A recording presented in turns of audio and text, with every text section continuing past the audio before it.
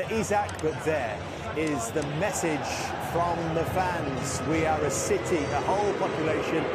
Nothing is achieved alone. Can they beat the champions?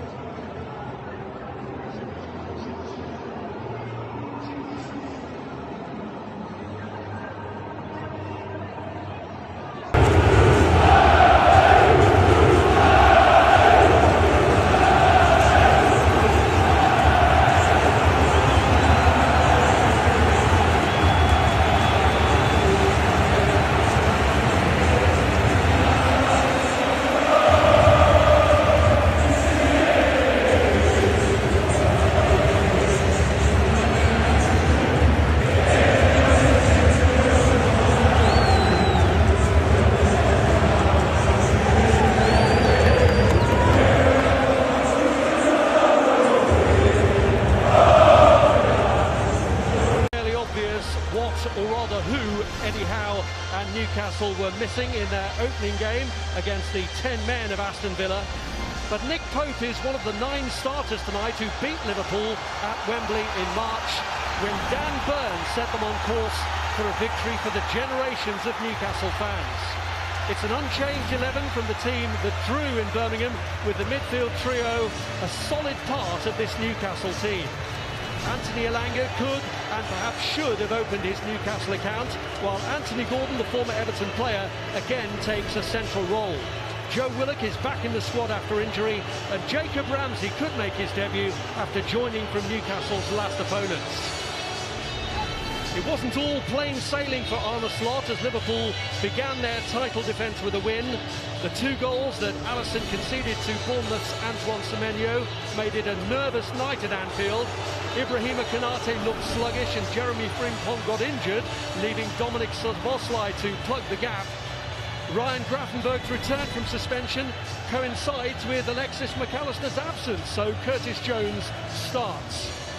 Mo Salah will hope for more joy against Tino Livramento than he had at Wembley, while Hugo Ekitike, 2 goals in 2 games, lines up against the team that has for 3 years had an interest in signing him. There are 2 partially fit right-backs on the bench in Joe Gomez and Connor Bradley, plus their new 18-year-old defender, Giovanni Leone.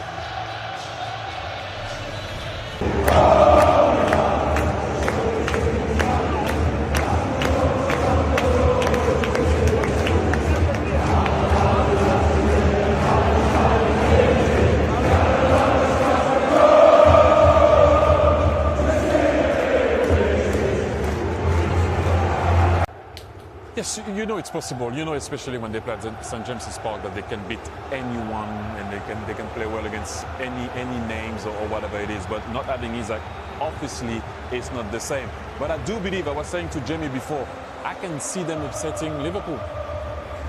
They didn't beat them for a long time in the league. I don't know why tonight I see them upsetting 2015. Liverpool. It is always.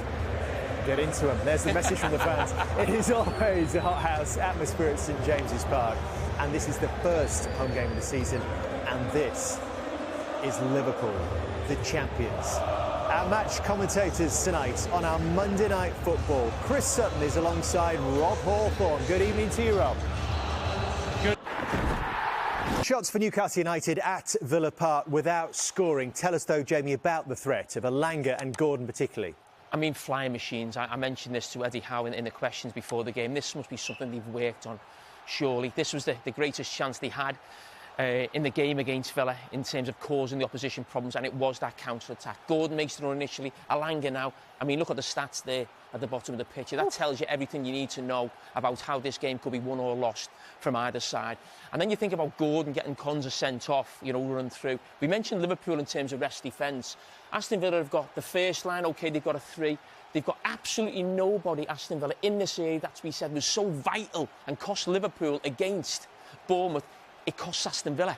They're a man down. The centre-back Konza doesn't play against Brentford, and Anthony Gordon gets through because the second line of the rest defence was not right for Aston Villa, and it's imperative that Liverpool's is tonight because you've seen the pace of those two. Even if Liverpool are away. Happy non-Isak Day.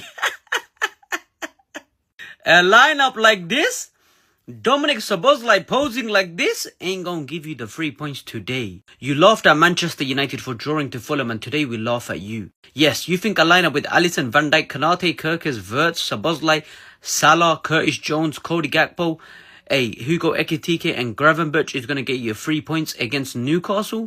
Eddie Howe, he's here to send a statement today. Eddie Howe, he won the Carabao Cup in Wembley against you already. Bear in mind, they've done that with Isak. Today, they're without Isak, and they're going to still show you how they are a big club with or without Isak. They ain't giving you Isak, Liverpool. Today is happy non-Isak Day, and today we will be there when you lose to Newcastle, as Eddie Howe will send that statement final win to end all of this nonsense. I cannot wait. We will be there. Happy non-Isak Day indeed. Things we'll love to see, things we'll love to say, and we are back.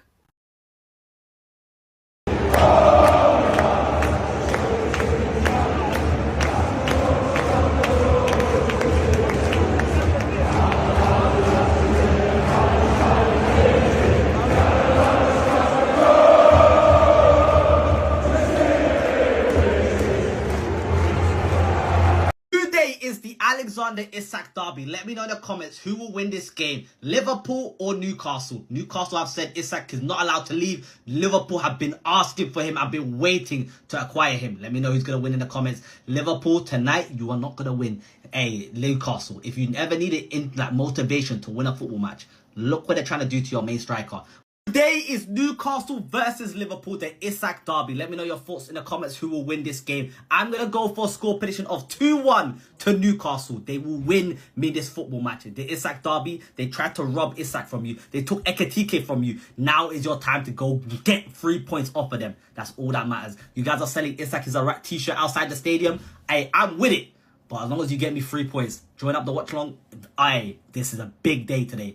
Fairly obvious what, or rather who, Eddie Howe and Newcastle were missing in their opening game against the 10 men of Aston Villa.